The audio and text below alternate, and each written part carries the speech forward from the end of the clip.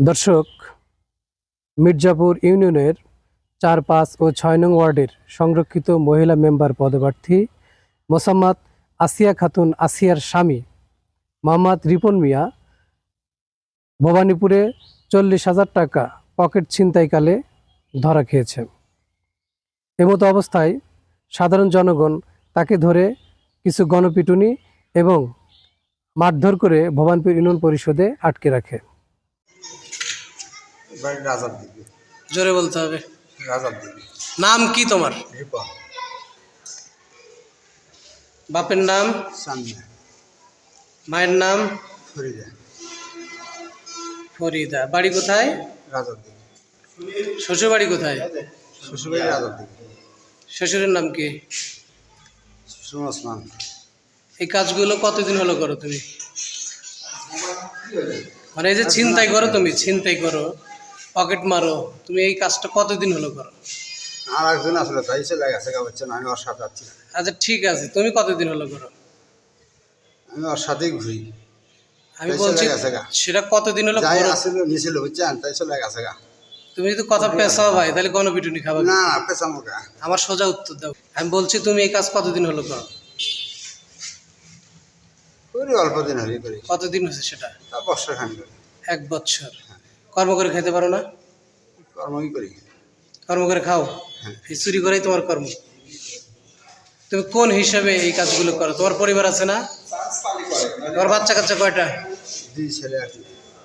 কোথায় পড়াশোনা করে না? একটা পড়াশোনা করে আর একটা বিয়ে দিছে কোথায় পড়ে? মাদ্রাসা কোন মাদ্রাসায়? বগুড়া। মাদ্রাসার নাম বলো। মাদ্রাসার নাম সঠিক খেয়াল নেই আমার। তোমার মেয়ে বিয়ে দিছো? হ্যাঁ, কোথায় বিয়ে দিছো? বাড়ির কাছে। সব কি তোমার পরিবার, মানে একই ঘরের মধ্যে সব আত্মীয়? না, ভাগ্নের সাথে। ভাগ্নের নাম কি? সাগর। বিয়ের নাম কি? ওসমান, এই শাহজাহান। আচ্ছা, তুমি যে কাজগুলো করো, এই যে জঘন্যতম কাজ, আজকে যখন তোমার সারা মানে দেশ জানবে, তুমি তোমার পরিবারের কি অবস্থা হবে, তোমার কি অবস্থা হবে, বা তোমার আত্মীয় স্বজনের কি অবস্থা হবে বলো? না শোনা শেষ। তো তুমি যে কাজগুলো করো এটা কি ঠিক? না। তোমার নামটা আবার বলো তো। রিপন। রিপন। জি। নেশা করো? না। সত্যি কথা বলো। না করি না। করো না? না। ওই যে আরেকজন যে পালাই গেছে, ওর নাম কি? মমিন। মমিন। ও কি তোমার বস? ওর সাথে আমি ঘুরি। ওর সাথে চলে যাওয়া। মানে তোমার বসও? হ্যাঁ। ওর বাড়ি কোথায়? কোষাইপাড়া। গোসাইপাড়া। কোন কোন কোসাইপাড়া? শেরপুর কোষাইপাড়া। শেরপুর কোসাইপাড়া। আব্দুল মমিন। হ্যাঁ।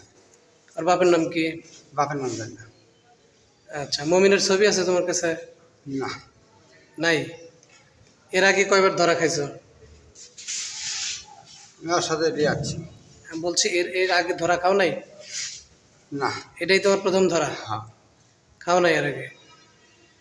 আচ্ছা, তো তুমি মানে শেরপুরের কয় কোন কোন এলাকায় চুরি করছো এরকম? আমি শেরপুরে কোনো কাজ করি না। এই রাতে কি ডাকাতিও করো তুমি? না। হ্যাঁ। না। এই ভবানীপুরে 10টা ডাকাতি হয়েছে, তুমি জড়িত ছিলে এর সাথে না? না। হ্যাঁ, না। ছিল না? অটো ভ্যান, এরা এরা এগুলোর সাথে আছে? পকেট মারে সাজা যা হয় তাই জান ভাই, আমি এগুলো করি না।